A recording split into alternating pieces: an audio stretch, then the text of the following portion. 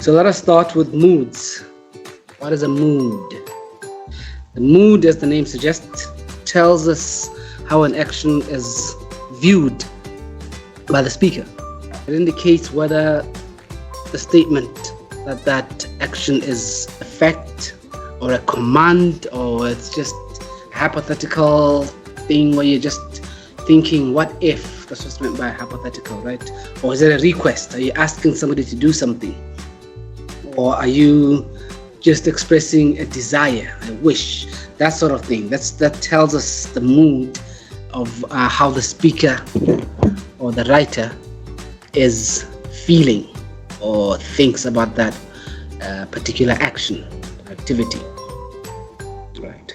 Before we proceed, please remember to like and share this video, and kindly subscribe to the channel for more educational content like this.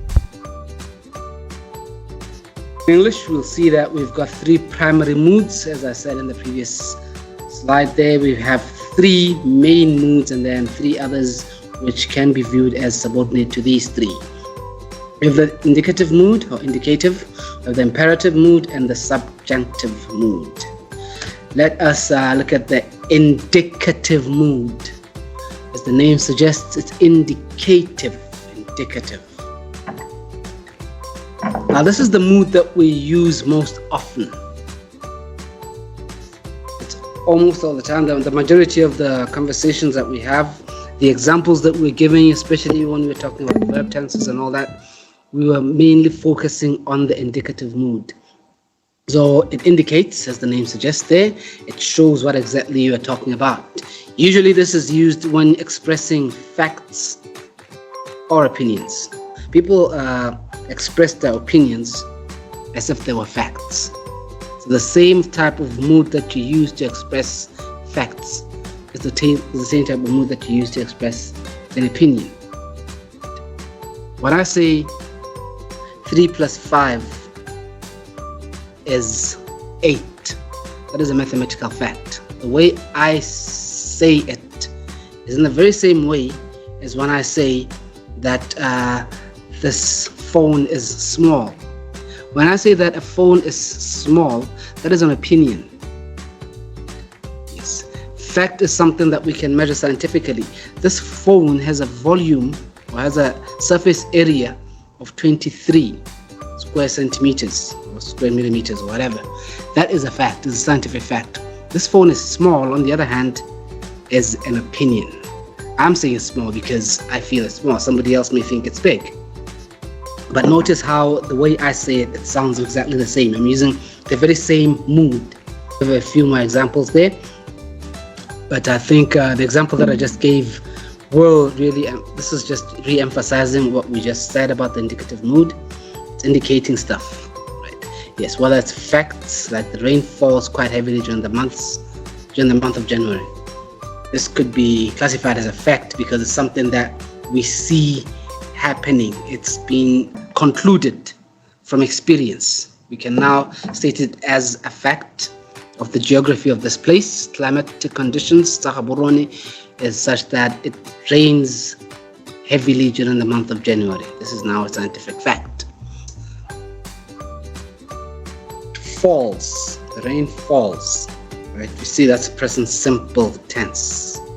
The rain fell heavily yesterday. We're using past simple tense, but we're still in indicative mood, right? It is raining. That is a statement in indicative mood using continuous tense. Raining is raining. Now notice here that we can still use the negation by using not. It is not raining. We're basically saying the same thing. It's still indicative, but this time we are negating it. We're saying it is not happening. The rain falls quite heavily in January. You could simply have said the rain does not fall heavily in January. It's still a statement in the form of a fact. It's indicative. Right? And then finally we see here that there's that question, is rain falling? It's a question there. We will see when we talk about the interrogative or interrogative mood that it sometimes is classified as part of indicative. We'll talk a bit more about this when we are discussing interrogative or interrogative mood. Right, we also have opinions there. I've actually, for instance, if you say COVID-19 is the worst thing ever, I don't know, is it? Maybe something else is going to happen that's going to be worse than COVID-19, but as far as I'm concerned, it is. You might be thinking it's not. You might be thinking, I've seen worse COVID-19. This is just child's play. So we see here that indicative mood is basically what we almost always do. Now, you won't get a full appreciation of indicative mood since it's just what appears to be the basic way of communicating until we look at other moods. But they're basically emphasizing the same thing that we've been doing. Right. My little cousin Daz, he likes the fact that we visit Mangotai every Christmas. I don't know if you know where Mangotai is. It's a nice place to visit at Christmas. You should try it. You might like it. Imperative mood. Now, imperative, or they call it the bossy mood. So when you say something, when you say it's imperative that you do something, it means it's compulsory that you do something. Right? Imperative is causing or giving commands, giving instructions. Sometimes it's also used to ask someone to do something or to advise. But it still generally sounds like it has that imperative feeling to it. So the commands can be negative or negative or affirmative, that is to say positive, affirmative, telling you to do something. Write this down. Listen to what I'm saying right now. So those are examples of imperative mood, as opposed to the negative of the imperative mood, where I'm saying, don't play on your phone during the lesson. You see, at that point now, I'm giving you an instruction, but with a not element to it, to negate, to say that do not do something. The imperative mood always has a hidden or an unstated you in it. It's talking, I'm giving instruction to you, right? It's whether it's an instruction or, as we said earlier, it could be an instruction or it could be asking you to do something. Or it could be telling you to not do something. But whatever the case, it implies that word there, you, in the sentence. When I ask you nicely, open the door please, I'm actually saying you open the door please. But I don't actually say you. When I remind you, when I give you advice, do not forget to do your homework. I'm actually basically effectively saying you, person I'm looking at, you, don't forget to do your homework. That's what we're saying here about the imperative mood. So we can be able to identify it if you just think the sentence out to yourself to say, does it make sense if I'm stating this sentence preceded by the word you? Even though I'm not spelling out, I'm not pronouncing the word you there, but if I imagine the sentence starting with the word you as an instruction or as an appeal for something, does it make sense? If it does make sense, if it does work, then you are actually on the imperative mood. Subjunctive mood. And then we get to the last of the three main ones, the subjunctive mood. Now, this one is a complicated one. The easiest way of noticing it is that the subjunctive mood sounds wrong. It sounds like the verb that is being used there is either in the wrong tense or associated with the wrong person, or it just doesn't sound like it's supposed to sound. Like for instance, if I'm to say if he were listening to me, you see that it sounds like the word is wrong. It's supposed to be if he was, right? Because of the coordination of the sentence, it normally sounds like the correct form of the word be, of the verb be, would have been was if I'm using he or she, third person singular. He was crying.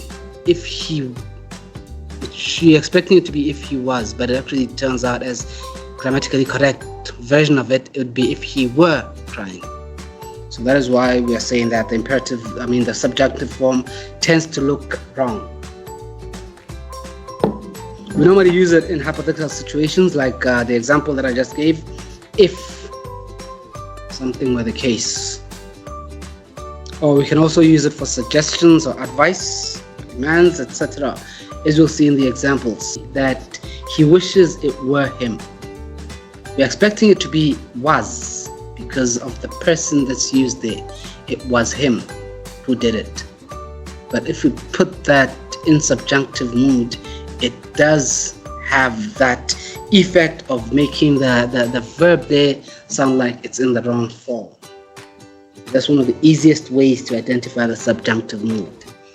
Rather, I suggest he be told. Instead of saying I suggest he is told, say I suggest he be told. I demand he apologize. You'd be expecting it to be apologizes, right? And then of course, were again. Expressing a wish, like we said, we can use the subjunctive mood to express a wish. I don't wish it were easier. I wish you were better. Making a suggestion, I suggest a chip be put in place. You're expecting there to be a chip is put in place, but rather it's a chip be put in place. I'm making a demand. The demand that I make of my reader is that he devote his whole life. You're expecting it to be he devotes. He says he devote instead of he devotes, and this is what makes us notice or recognize that it's actually written in subjunctive mood. And then finally, expression of a condition that is contrary to effect. Right? Condition that is different from what we expect it to be. When I hear a man preach, I like to see him act as if he were fighting bees. As if he were fighting bees. This is not what's happening. The person is not actually fighting bees. I want to see him as if he were fighting bees. We'd expect it to be he was fighting bees under normal circumstances. Examples. Okay, so these are some examples of how the subjunctive form is used. Right, we see here, I'll just take the first example there with the verb be. Okay, what do we have here? We're expected to be I am available. Right? But when using it in subjunctive form, for instance, you'd say I demand that I be available. Be instead of I am available. Just supposing the statement in the normal example there was you are truthful. Yes. So in the subjunctive, I'd have it as I suggest or I ask that you be truthful. So that's how it works. She is here. I suggest that she be here. That sort of situation. So we see that we always use be in the form of be in subjunctive. We don't actually put it in the correct. I put it correct in quotation marks in what appears to be the correct form of be. So the other examples are over there. Subordinate moods. Let us move on to the other three. The three now subordinate moods. Like I said earlier, we call them subordinate because they can be subsumed under the three main moods. So mainly we've got those three main moods. Conditional mood. And the conditional mood is sometimes emphasized on its own, in its own right as a mood. So conditional mood there has to be that condition. Something can happen, it might happen, it would happen, right? So it uses the modal verbs. If you remember when we discussed verbs there, we said that modal verbs are types of auxiliary verbs which show possibility or ability, that sort of thing. So the conditional mood is that it will be able to emphasize or to see it from the usage of those. So it's basically all about if something can happen or something would happen, a condition. It might happen if that happened or when something else happens. It's based on a condition though. Interrogative or interrogative mood. The interrogative mood or interrogative, yes, as we see here, it interrogates, and I think I I did mention this when we discussed the indicative mood, that the interrogative mood is sometimes seen as belonging in its own category, but other people classify it under indicative. It's just a type of indicative mood. So we saw that in indicative, have an affirmative statement like, I understand you should do this. Or could have a negative statement, I don't understand what you're doing. Or you could actually have it as a question, do you understand? So we have it as a question. Whenever we have the indicative mood as a question, it is sometimes classified separately as interrogative mood. So this is for you to actually understand. If you find a situation where it's classified as interrogative, but basically what you're supposed to do is to be able to identify it as interrogative. But if your question then therefore does not have interrogative, it therefore means that the interrogative has been subsumed under indicative. And therefore, if the question would come and you're expected to classify this statement and you want to put it as interrogative, but you realize maybe it's a multiple choice question, interrogative is not there. It basically means then that it has not been subclassified as being put in the umbrella of indicative or indicative. Infinitive mood. Going back to our verbs again, you may remember that when we discussed verbs, we did say that a verb can be classified or can be seen as being in its infinitive state. In its infinitive state is where the verb looks most natural. The verb, the way it appears in such a way that if you attach the word to front of the verb, it doesn't sound awkward. The basic state of the verb. So the infinitive mood is the mood that uses the basic state of the verb. For instance, if you're going to talk about eat, you're going to use the words like sleep, to sleep. Now the thing about infinitive mood is that we would then use the word attached, the infinitive word. We have it attached to the word to. So the word actually becomes to eat, to drink, to talk. And this now looks a bit like it's a noun more than a verb, if you really consider it. Like I want you to enable people to talk.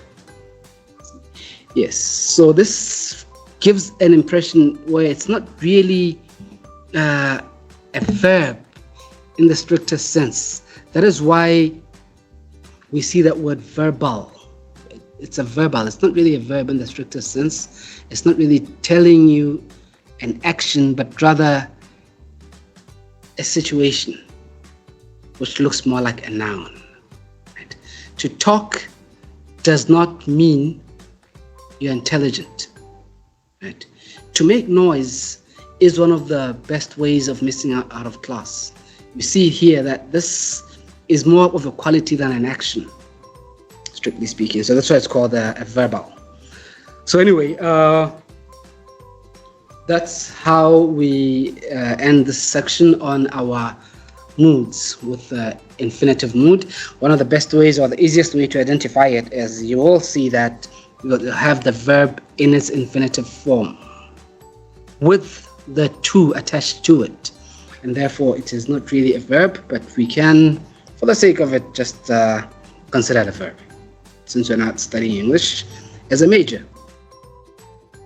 Like this video and subscribe to this channel for more such content.